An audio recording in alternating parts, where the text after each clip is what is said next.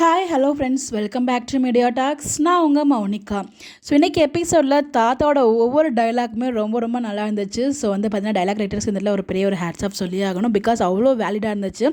So சாரதாவுமே கொஞ்சம் பார்த்தீங்கன்னா எப்பயுமே கொஞ்சம் கோவமாக பேசுவாங்களே, அந்த கோவம் இல்லை. என்றைக்கு விஜய்கிட்ட பேசிட்டு வந்தாங்களோ அதுலேருந்து அவங்ககிட்ட ஒரு சாந்தமாக அந்த கோவம் இருக்குது. அந்த கோவத்தோட பயம் அதிகமாக இருக்குது. பொண்ணோட வாழ்க்கை என்ன ஆகிடுமோ அப்படிங்கிற ஒரு பயத்தில் தான் பேசுகிறாங்க. அந்த கோவம் இல்லை அவங்ககிட்ட. ரொம்ப சாந்தமாக தான் பேசுகிறாங்க. ஆனால் அவங்க விஜயும் காவேரியும் செய்கிறதுக்கு அவங்க ஒத்துக்கல.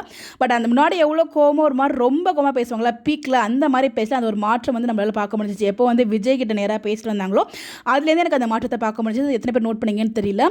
ஸோ இன்றைக்குமே தாத்தா கிட்ட ரொம்ப பொறுமையாக தான் சொல்கிறாங்க. ஆனால் ரொம்ப சின்ன பிள்ளைத்தனமாக பார்த்தீங்கன்னா அவரை குடிச்சதுலேருந்து அவர் பண்ணுற எல்லாத்தையுமே ஒப்பிச்சுட்டு இருக்காங்க தாத்தா கிட்ட. அது ஏன் அப்படிங்கிற மாதிரி தான் எனக்கு தெரியல. பட் தாத்தா பார்த்தீங்கன்னா அவங்க குழந்தை மாதிரின்னு சொல்லும்போது விஜய் ஒரு குழந்தைங்க, அவங்கள புரிஞ்சுக்கிட்டவங்களுக்கு அவரை பற்றி தெரியும் அப்படின்னு சொல்லும்போது காவேரி ஒரு மாதிரி ஆமாங்கிற மாதிரி தலையெல்லாம் ஆட்டி அவங்க ரியாக்ஷனில் காவேரி எப்பயுமே பார்த்தீங்கன்னா அவங்களோட விஷயத்தை அவங்க பேசுகிறாங்களோ இல்லையோ அது அவங்களோட அந்த ரியாக்ஷன், அந்த ஃபேஸ் ரியாக்ஷன்லேயே பார்த்தீங்கன்னா ஃபுல்லாக கன்வே பண்ணிடுவாங்க. என்ன நினைக்கிறாங்க, என்ன சொல்ல வராங்க அப்படிங்கிறது நம்மளால் ஈஸியாக அண்டர்ஸ்டாண்ட் பண்ணிக்க முடியும். அந்தளவுக்கு ரியாக்ஷன் கொடுப்பாங்க. ஸோ அந்த மாதிரி இன்றைக்குமே பார்த்தீங்கன்னா அவங்க எந்த அளவுக்கு ஃபீல் பண்ணாங்க, தாத்தாவை பார்த்து பாட்டி பார்த்ததுமே எப்படி அவங்க ஃபீல் பண்ணாங்க, அது எல்லாமே ரொம்ப நம்மளால் புரிஞ்சுக்கிற மாதிரி இருந்துச்சு. ஸோ ரொம்பவே நல்லா இருந்துச்சு அந்த ஒரு கான்வர்சேஷன்.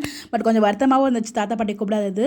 தாத்தா சொன்ன மாதிரி காலம் எல்லாத்தையும் மாற்றும், அதுக்காக தான் நம்மளும் வெயிட் பண்ணிகிட்டு இருக்கோம். ஸோ கண்டிப்பாக பார்த்தீங்கன்னா ஒரு நாள் விஜய் பற்றி எல்லாமே புரிஞ்சுப்பாங்க. ஸோ அதுக்கப்புறம் விஜயும் காவேரி செய்கிறதுக்கு அவங்க அம்மாவே வழி வகுத்துருவாங்க. தாத்தா சொல்லுவாங்க, நீ உங்கள் அம்மாவை மீறி வர வேண்டாமா, உன்னை மீறி வர வேண்டாம், புரிஞ்சு நீயே எல்லாத்தையுமே அக்செப்ட் பண்ணி நீ வருவா, எப்பயுமே அந்த வீடு உன் வீடு தான், எப்போ வேணாலும் வரலாம் அப்படிங்கிற மாதிரி தாத்தா ரொம்ப அழகாக சொல்லியிருப்பாங்க. அது மட்டும் இல்லை அவங்க கிஃப்ட்டை கொடுத்து நம்ம கிளம்பலாம் அப்படின்னு சொல்லும்போது இல்லைம்மா இருந்துட்டு வாழ்த்துட்டு போங்க, 4 மணிக்கு கூப்பிடும்போது வந்தவங்களே இருந்து வாழ்த்துட்டு போங்கன்னு சொல்கிறீங்களா அப்படி மாதிரி எனக்குள்ள ஒரு மைண்ட் வாய்ஸ் ஒன்றுச்சு. அட போங்கப்பா, திருப்பி ஓட்டின கதையே ஓட்டிகிட்டு இருக்கீங்க, எப்போ தான் நீங்கள் மைண்ட் மாற போகிறீங்களோ அப்படிங்கிற மாதிரி எனக்கு ஒரு லைட்டாக ஒரு ஃபீல் இருந்துச்சு. பட் எனிவேஸ் அவங்களும் ட்ராக் மூவ் பண்ணணும் இல்லையா, சொல்ல அந்த மாதிரி ட்ராக் கொண்டு போயிட்டுருக்காங்க. இன்றைக்கி பாட்டியோட லுக் ரொம்பவே அழகாக இருந்துச்சுங்க. ஒரு ஃபங்க்ஷனில் பாட்டியை பார்க்கும்போது ரொம்ப அழகாக இருந்த மாதிரி எனக்கு ஒரு ஃபீல் ஆச்சு. ஸோ அவங்களுக்கு அந்த 2 பேரும் ஒரு காம்பினேஷனாக ஒரு ட்ரெஸ் வேர் பண்ணியிருந்தது. 2 பேருமே ரொம்ப அழகாக இருந்தாங்க. அதில் என்ஜாய் பண்ண பார்க்கும்போது ரசித்தேன். பட் ஆனால் அவங்க அலையாக இருந்தாலே சொல்லும்போதும் அப்புறம் நாங்கள் கிளம்புறோன்னு சொல்லும்போது எனக்கு கொஞ்சம் வருத்தமாக இருந்துச்சு.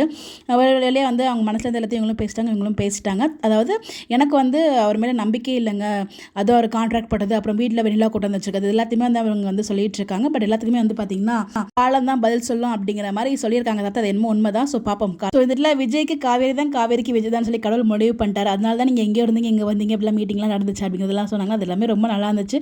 டைலாக்ஸ் எல்லாமே ஒன்று அப்படி தரமாக இருந்துச்சு. ஸோ எல்லாம் என்ஜாய் பண்ணிங்கன்னு சொல்லி சொல்லுங்கள். ஸோ எனிவேஸ் அத்தைக்கு இந்த உண்மைகள்லாம் தெரியுமா விஜயை பற்றி, தெரியாது அப்படின்னு வெயிட் பண்ணி தான் பார்க்கணும். எனக்கு தெரிஞ்சு சொல்ல மாட்டாங்கன்னு நினைக்கிறேன். அவங்க சொன்னால் வேறு மாதிரி அண்டர்ஸ்டாண்ட் பண்ணிப்பாங்க அப்படிங்கிற மாதிரி எனக்கு தாட் இருக்குது. பார்ப்போம். நம்ம நினைக்கிறதாங்க நடக்க போகிறது கிடையாது. என்ன பண்ணுறாங்க வெயிட் பண்ணி பார்ப்போம். டீம் எபிசோட் பார்த்தீங்களா, யாருக்கெல்லாம் தாத்தாவோட அந்த ஒரு கான்வர்சேஷன் ரொம்ப பிடிச்சதுன்னு சொல்லி மறக்காமல் கமெண்ட்டில் சொல்லுங்கள். இந்த மாதிரி எப்படி தெரிஞ்சுக்க நம்மளோட சேனலை ஃபாலோ பண்ணிங்க. Bye bye.